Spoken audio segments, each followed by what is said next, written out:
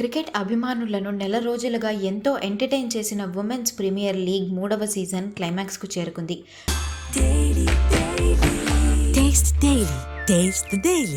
గుజరాత్లోని వడోదర వేదికగా జరగనున్న ఫైనల్ పోరులో defending champion Royal Challengers Bengaluru, Delhi Capitals తలపడనున్నాయి.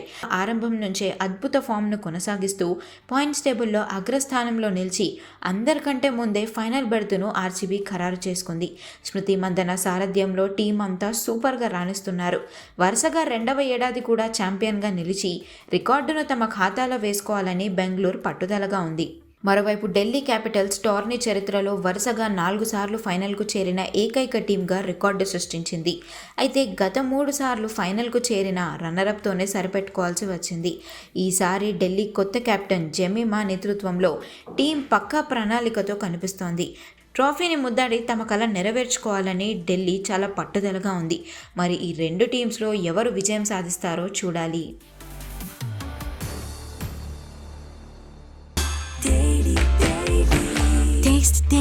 Taste the Daily.